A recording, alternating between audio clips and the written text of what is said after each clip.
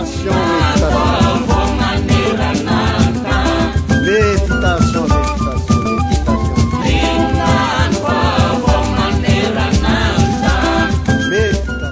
On peut savoir le but de la visite? Disons que le système des Nations Unies a décidé d'organiser sa retraite annuelle. La retraite annuelle, c'est en fait une occasion annuelle qui permet à tous les chefs d'agence du système des Nations Unies de se retrouver à un endroit pour essayer de discuter des réalisations de l'année passée et des perspectives pour l'année à venir. Une fois, on l'avait fait à Ndassibé, une autre fois à Mantassou. Cette année, on a décidé de venir à Touleyar. Pourquoi Touleyar? Touleyar est la zone de concentration géographique du système des Nations Unies. Parce qu'en raison des indicateurs de développement humain qui sont les plus bas par rapport aux autres 21 régions, on a décidé vraiment d'avoir un impact beaucoup plus visible et une présence beaucoup plus harmonisée. Donc le système des Nations Unies a décidé de descendre sur Touleyar pour 3 jours. Cette première journée est réservée à la visite de tous les sites des projets. Donc nous avons commencé ce matin par visiter l'EPP qui reçoit l'aide et les cantines scolaires du PAM et de l'UNICEF. Puis nous avons visité le centre de santé de base qui est assisté par l'UNICEF et le FNUAP dans le cadre du projet PASOBA. Par la suite, on est allé visiter le projet de l'emploi des jeunes qui est conduit avec le PNUD et le BIT. Et là, nous sommes à la Maison des Jeunes où c'est également un projet conjoint du PNUD, du FNUAP et de l'UNICEF.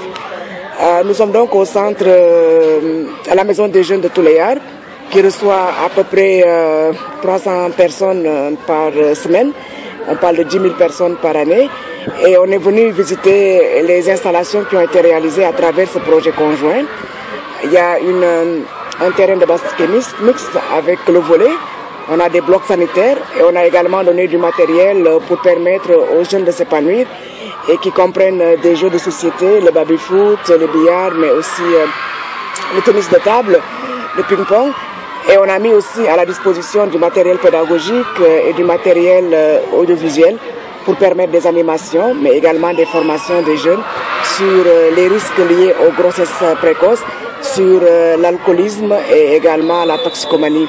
Donc tout cela, c'est pour permettre aux jeunes de trouver d'autres types de divertissement et d'autres types d'épanouissement pour pouvoir mener une vie saine et harmonieuse avec la communauté. Donc à partir de demain, le système des Nations Unies va commencer ses travaux qui vont durer 2 jours et qui vont consister en une revue des programmes de l'année 2014 et à une projection sur comment est-ce qu'on peut encore mieux améliorer nos interventions, créer des synergies entre les différents projets pour pouvoir avoir un impact beaucoup plus durable et in fine améliorer les conditions de vie de la population de la région de Touleyar. Merci Mantel. Jusque-là, est-ce que vous êtes satisfaite des résultats? Disons qu'il y a des effets positifs, notamment en ce qui concerne la Maison des Jeunes. Moi, je suis passée ici il y a moins d'1 année et le centre était complètement déserté. Il n'y avait pas suffisamment de livres pédagogiques ou instructifs pour les étudiants. Il n'y avait pas de terrain de basket, il n'y avait plus de terrain de football et les jeunes ne s'intéressaient plus. On recevait à peu près 10 jeunes par jour au lieu de 100 par jour.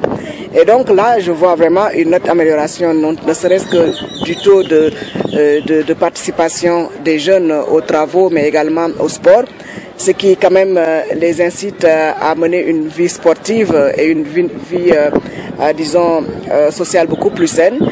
J'ai également visité le centre Bel-Avenir cet après-midi où il y a quand même 900 jeunes qui reçoivent des formations, comme on l'a vu cet après-midi, sur les life skills, c'est-à-dire les compétences de la vie, à qui on apprend à parler de sexualité, à qui on apprend à lutter contre tout ce qui est fléau qui accable la jeunesse, donc la drogue, la prise d'alcool, mais également les grossesses précoces.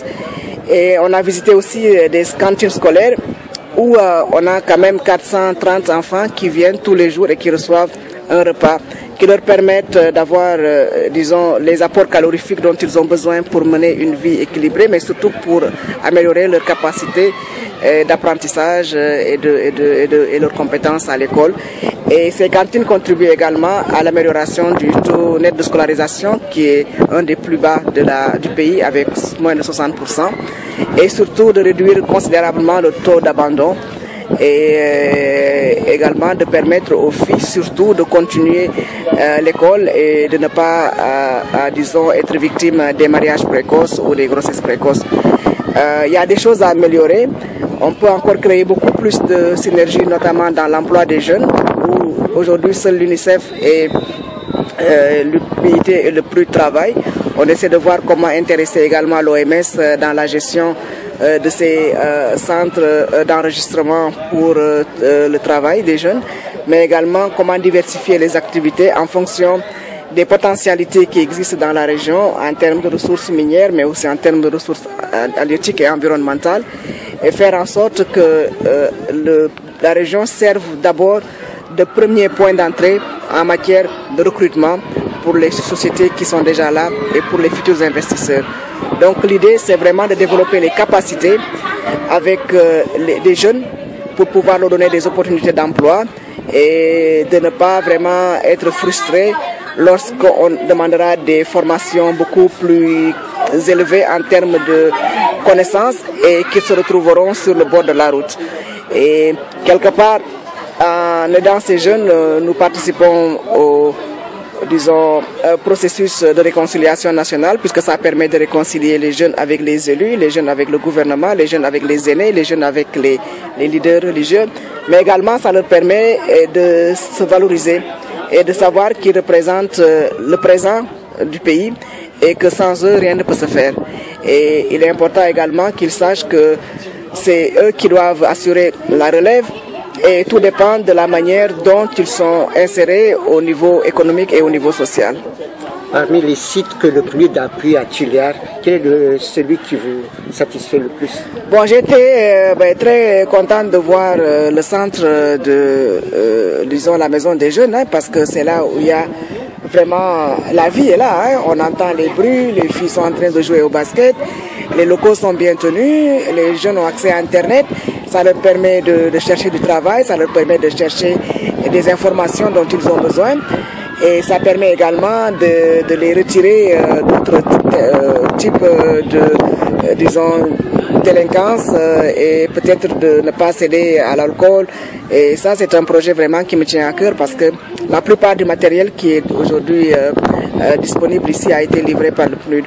Le deuxième projet, c'est vraiment le projet Bel Avenir parce que ça produit des résultats vraiment très palpables en termes de nombre de grossesses précoces qui ont été enregistrées par rapport à 2013. On est passé de, disons, 7 grossesses en 2013 parmi les apprenants à 3 grossesses et peut-être qu'en 2015, il y aura plus de grossesses non désirées. Et on voit également que les parents acceptent maintenant de parler ouvertement de sexualité avec leurs filles, ce que les pratiques culturelles et coutumières ne permettaient pas. Mais le plus important, c'est que c'est la formation aussi qu'on reçoit. J'ai vu le groupe Bloco Malagasy qui a déjà maintenant une très bonne réputation au niveau international puisqu'ils étaient à la Coupe du Monde du Brésil. Et cela permet de dire aux jeunes, l'avenir vous appartient et qu'il n'y a pas de fatalisme dans la misère et qu'avec un minimum de connaissances et avec une grande volonté, on peut surmonter vraiment les défis qui sont liés au sous-emploi ou au chômage. Merci. Merci.